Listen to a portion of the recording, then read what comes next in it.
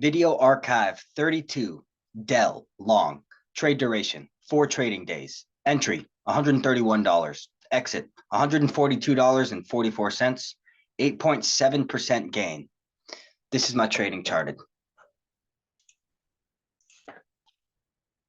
All right, here's the DELL chart. I'm going to start by kind of just, actually, you know what? Let's look at the trade before we go over the chart too much. So here's the most recent leg of the trend. We have, I guess, what I would call an ascending broadening wedge. And I have drawn in here the center line, which you can see is clearly significant because, I mean, look how many gaps above this thing. Multiple gaps. Anyway, my trade is actually up here. We're going to zoom in a bit. 4 hour. So I entered off the center line. There's a couple of reasons for it. You can see the RSI here. We have some very clear divergence on these lows. The fact that we had that the divergence between those two lows, and then as well as on these lows, and price held the center line here. That was one of the main entry signals I took. It has this very distinct. I pointed this out in a previous video archive. This is one of my. This is the most consistent trade setup that I know off the top of my head, and it's on a gap down. And then on the second low, right, you gap down, enter the bearish control zone. I usually like to look at this specific. I mean, you could flip between time frames, but the 1 hour is where I see this, or I look at this most clearly. Then you leave the bearish control zone, and then on that, we actually had another touch right there too of divergence, and then the third touch was right there. So it was 1, 2, 3, 1, 2, 3. But as it held the center line and put in that second touch there, that's a signal in my mind to trade back up to the beginning of the gap. Now, sometimes it won't quite make it all the way up to the gap. It'll come lower, which is why you see, as you can see, I exited before the gap, just below this horizontal right there. That's because if there's weakness in the stock, often it won't quite get up to the gap before putting another leg down. And if it was going to do that and break, it would have broke this center line of the broadening wedge. And that could have been ugly. You know, we could have seen this maybe coming in to fill this or something. But so that was part of my exit. But this is one of the most consistent trades setups. Now let me glance at let me turn my moving averages on here. 50 in the 200. Look at the 4 hour. You can see part of why I exited. We came up to test that 4 hour. I mean that the 4 hour 50.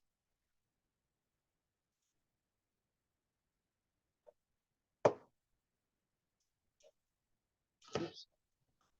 Then you can see that we,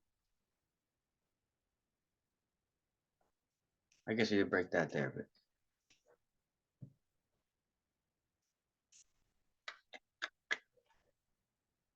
drop a horizontal on my entry point. You can see this was clearly resistance previously. I don't know if you would call this support, but there's clearly significance right there. Support. Maybe you could consider that breakthrough, that support, a fake out. I'm not sure, but the fact that it didn't break that diagonal right there is why that didn't fake me out. I'm going to drop a horizontal on the top just so we can check out the significance of my exit point. There's not a lot of price action up at this level. This is the all-time high right here on this touch of the channel. Wow, the fact that we took back the center line on the 4 hour here. I'm going to play out how price action continued. I missed about half the move. You can see we had that strong candle with the body close above the 50. We're only halfway into the gap there now. but that taking back the center line on the RSI is a signal that has treated me beautiful. I like it on the weekly on EVGO specifically, but on all time frames, it can give you confirmation and it can be another level of a thing of confluence. Now I just want to kind of explore this chart real quick. I'm going to go back to the historic. So you can see there's been like multiple legs of this. This is the famous bear market of 2022, where everything was just, with a SPY and everything trended down. I was surprised to see that Dell went public in 2019, but oh, did it split out of another company? Because it literally went public on a split. Huh. Anyway, something I wanted to point out was this channel right here, that price was in. If you measure the elasticity of it, you get the breakdown.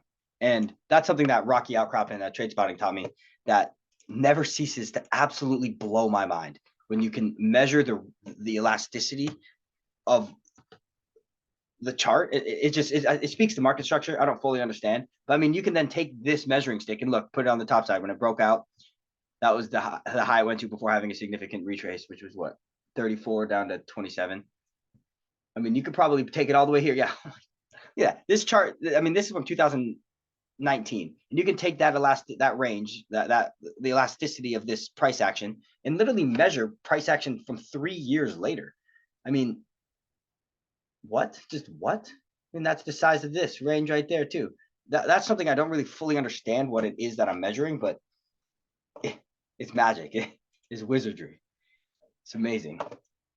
Anyway, that's my Dell trade.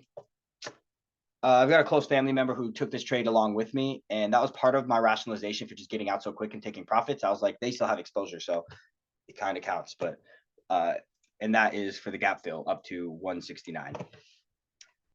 Also, part of my sell here was slightly impulsive because there was some news articles saying, let's see if we can pull it up still, something about an insider selling.